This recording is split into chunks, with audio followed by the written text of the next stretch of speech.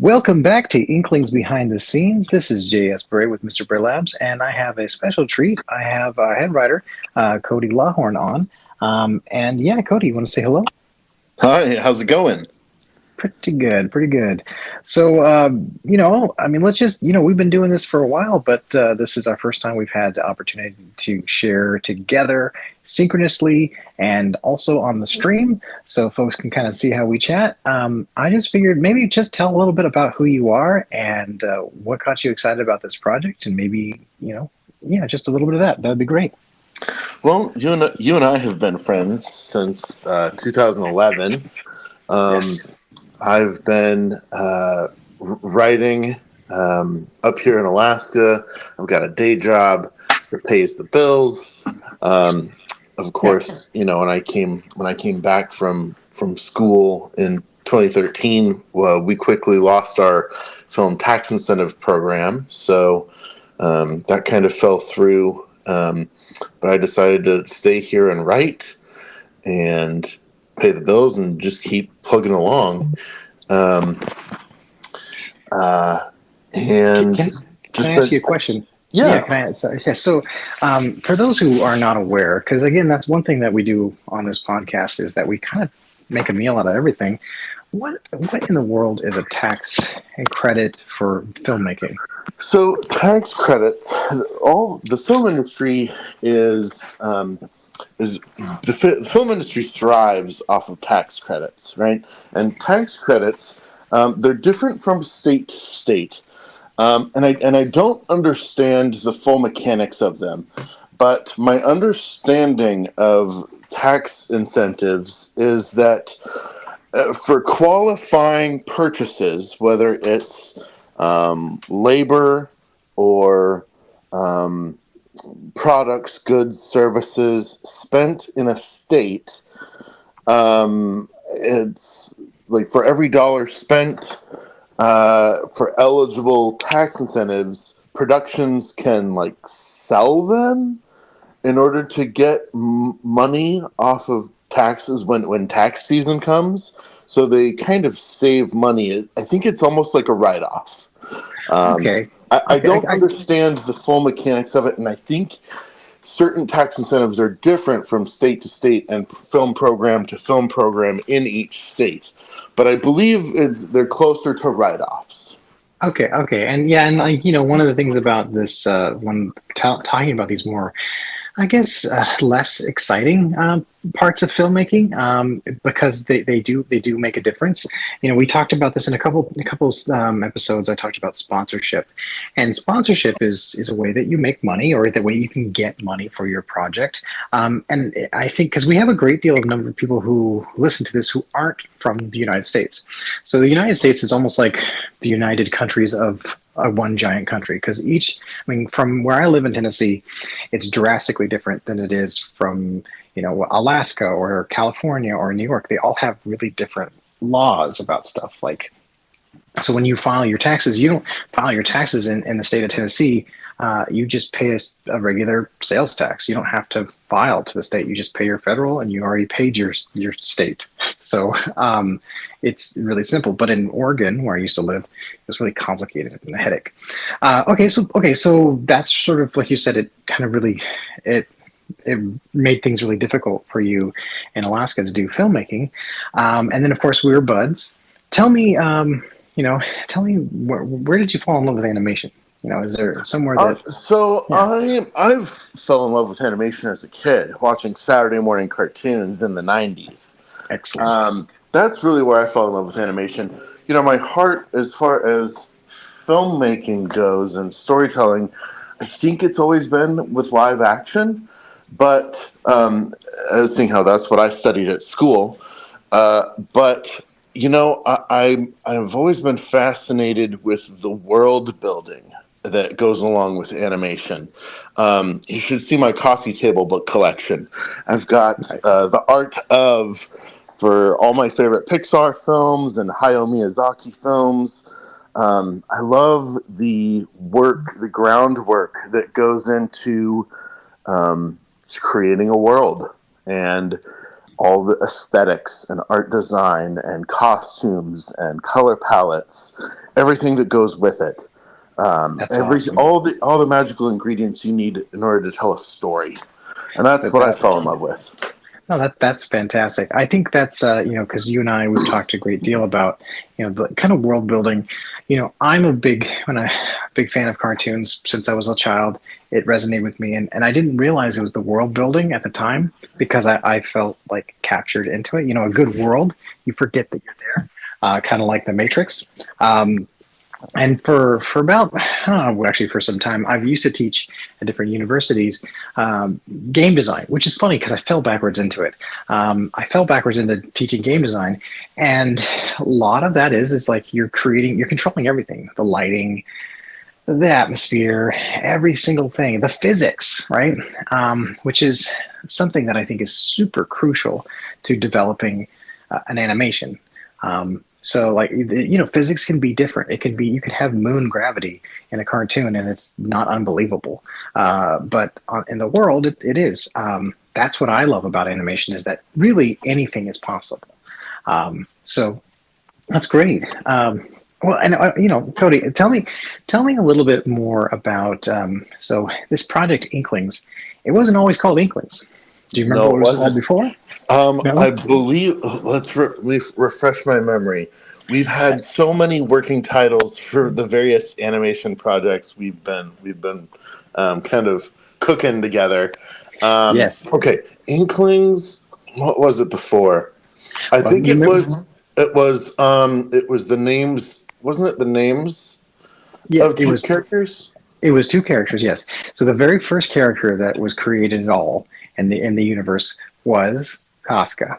Kafka. Okay, Yep. Kafka was Kafka. always number one. Yep. Always number one. He was the first one to make. Now Bronte used to be name used to be Normie. That's right. Uh, Kafka and Normie. That's right. that's right. That's right. Before we really dove deep into the obvious literary kind of notes to the show, before I And, said, "Hey, everyone should be named after all." Go and ahead. this is all coming back to me because remember, this started all the way back 2011, 2013, Yeah. somewhere back in there. And so, Yes. Inklings, it has been Inklings for about close to a decade, working on coming up close to a decade now. Yes, it So, has. It's been in Inklings a long time, but when I remember, no, I don't even know where to find this. I've searched. I wrote a theme song for Kafka and Normie on a ukulele, and it was a silly little song that I thought, yeah, this is great. And I had read, I had read Stephen Hillenburg, the guy who's God rest his soul, who created SpongeBob, that yeah. he went in there with a Hawaiian T-shirt, a ukulele, and started singing about who lives in a pineapple under the sea. And I was like, oh my goodness, I need my SpongeBob. I need to. I have us. I have to have like I need like to me that was like the well the holy grail was to find a SpongeBob, to find something that you love that much, that's that fun. And so I was a little literal on that, and so I went and grabbed a ukulele and came up with some silly characters and thought I thought in my mind that Kafka and Normie were like SpongeBob and Patrick. They were not. They're really nothing like them at all, except for high energy. But that was like the kernels of kind of a good format that I wanted to model. Abs- Um, yeah. Absolutely, absolutely. And SpongeBob was a little after my time, a little bit, Mhm. but SpongeBob was really great because um, it was SpongeBob lived in Bikini Bottom, and Yes. for the history buffs out there, Bikini Atoll was where they experimented with nuclear testing, dropping Oh nuclear my bombs. goodness. And in the I believe in the intro of SpongeBob, you can see an atomic bomb Oh my on the goodness. on the on the seabed floor. And I so the never knew premise, that. yeah, so the premise of the show was that the nuclear reaction created these creatures and brought them to life. And those little That is nuggets, awesome. little nuggets of history that really give the show a lot of heart. And that's what really resonated with me about Inklings. you shared a little bit about your personal history with the Stanford Library, Mhm. and I think it was in that and some of the other stories that you told me that I knew there was real heart behind Inklings. And that's how I knew that I wanted to be a part of this project with you. Well, thank you. And well, we had a mutual connection on heart because when we were in college together, and yes, we were sat next to each other in art history class where we had that wonderful teacher who would seldom get up for air because she was cramming so much information into our head. And, and, Yes. and she talked faster than the normal human, like Oh my goodness, it two, was two like, to three times the speed. So I would say if an auctioneer was looking for someone to envy, so yeah, she was just like firing off all these facts, and I remember like, oh my gosh, like if I was writing with a pencil, I would have been burning it up. But nonetheless, we met in art history. We really our friendship like grew in the library, and the funny thing is that you came to me with this really cool kind of spy, kind of revengey story that was edgy, and it was cool. It was cool. And I thought, oh yeah, this is really cool. And you wanted to work on this. I'm like, yeah, yeah. And then you came to me just over the moon excited, and I caught it. I saw your heart, and I saw how enthusiastic were you about this most charming story, which I pray someday that you will let me animate this. A Trouble with Trout. You did a Trouble with Trout, and and yeah, go ahead. the thing that killed me was that you had already put in so much work on this other project of mine. You had done so much other work, and I just had this epiphany one night, and I knew it wasn't wrong, and I knew it wasn't right, and I knew that I had to go a different way. And I remember coming to you while you were at work in the library, and I was afraid that you were going to drop out of my project. Yeah. But you took it really well, and you loved it. I think I think that's probably the point when we became friends, like truly friends, Yes. Yep. because I saw how enthusiastic were you about this story, and it's such a charming story. I mean, I don't know if if you've re-released it, but I think you should. Um, and there's almost no talking in it at all, and not to give away the Yeah. story, but it's a little fishing story. It's just so charming. I mean, Pixar it would be envious of this tale. It's so charming and so human and so personal, and it was so authentic because you're from Alaska and you have a history of fishing and you have this relationship with your grandfather, and there's like all these really strong human like anchors in it that I was like, my goodness, this is something he really cares about. The other stuff is cool, but I'll throw away cool any day over something that's passion. Like passion is you can't fake it. Um, and so I was like, I'm all in. Let's do it. Let's do this. This sounds great.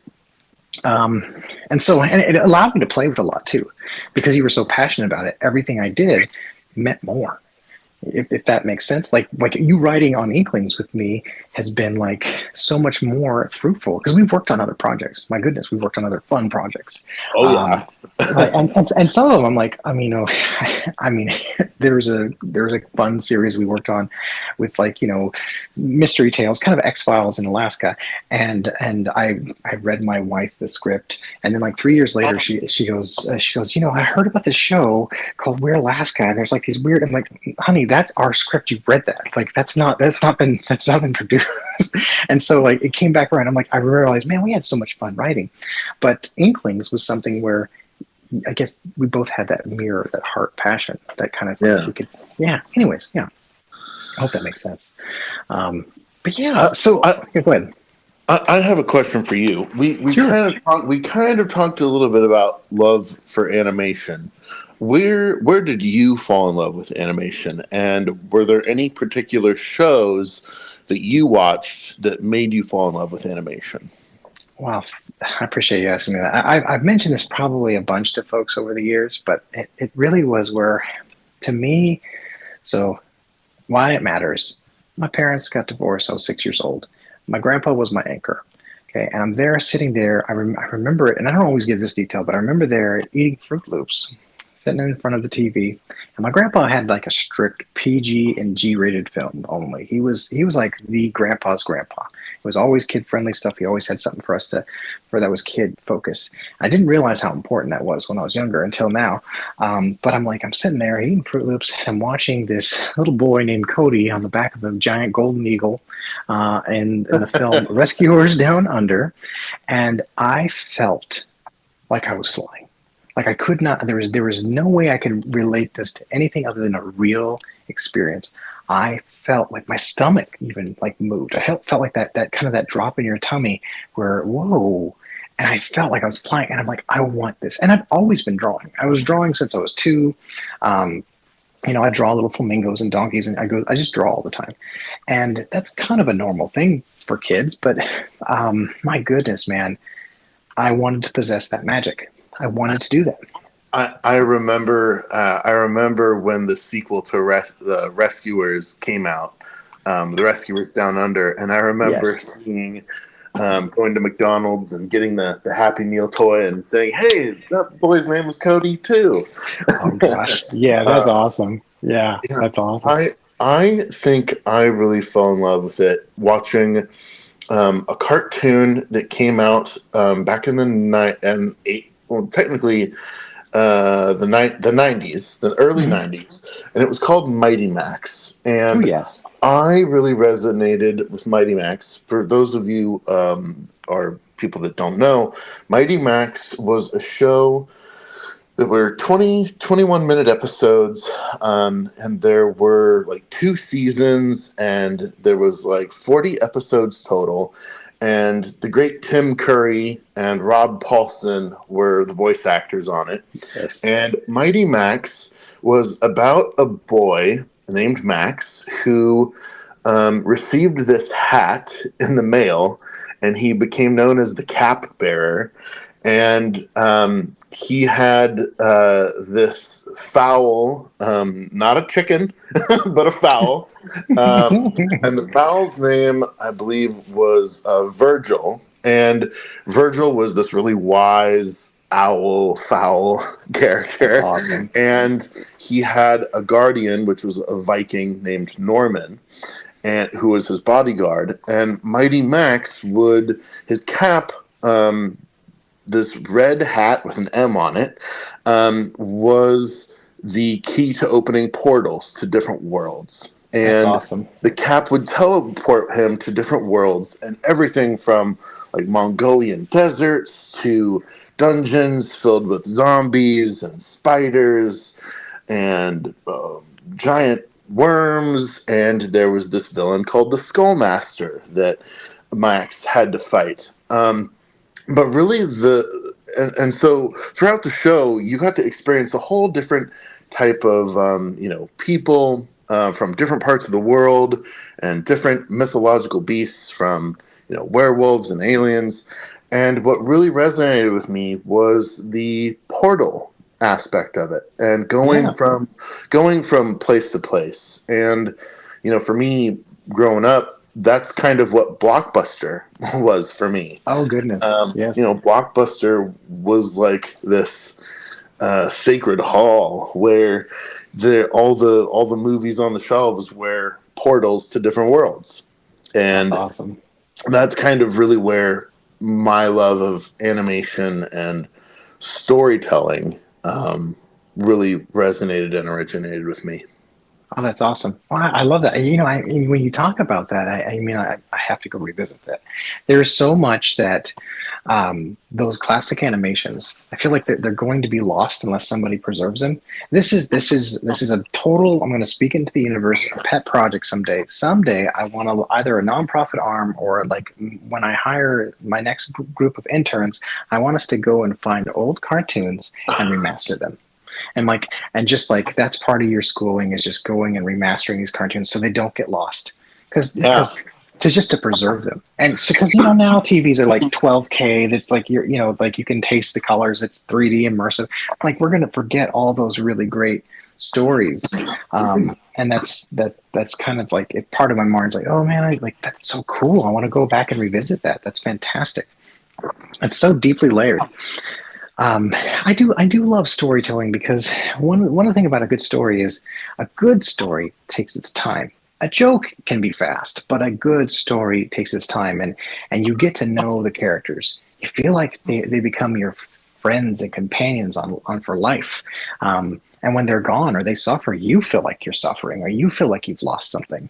Um, I just really think that is the oldest way to gain immortality this side of eternity. As far as humans, we've always trying to find ways to live beyond tomorrow, and a story is the purest way.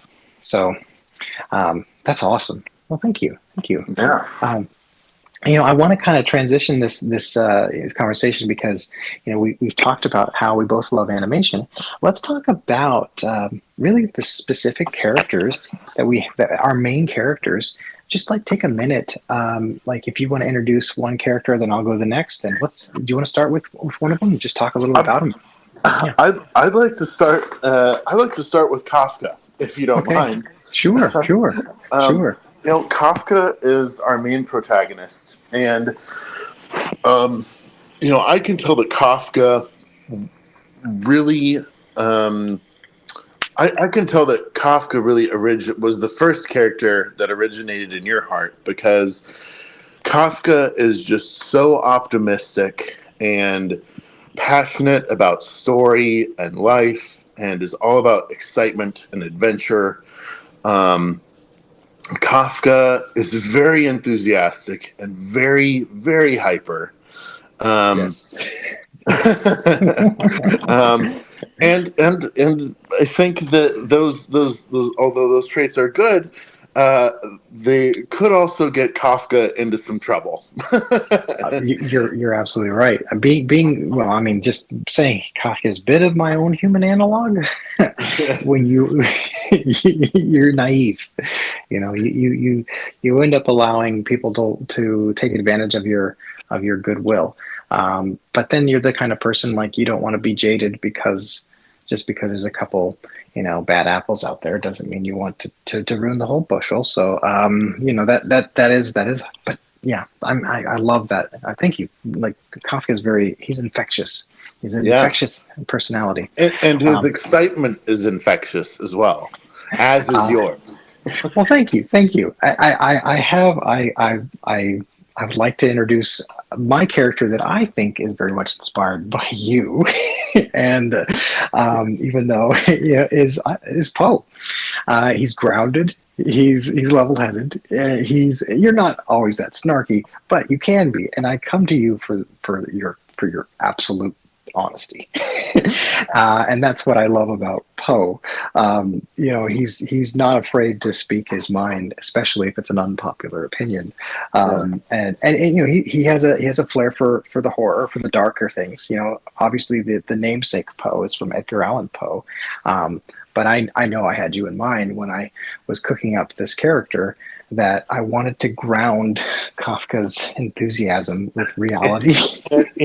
And I'm glad you brought that up because I feel the exact same way. And and although that Poe and myself can can not although I am not always that snarky, Yeah, both a little cautious about some things, and our hearts are in the right place. sure, yeah, absolutely. But I think one of the beautiful I don't know, the symbiotic, or one of the good comparisons is that Kafka, not unlike yourself, has a lot of grace for Yes, Poe. And, yes, and Poe's curmudgeoned or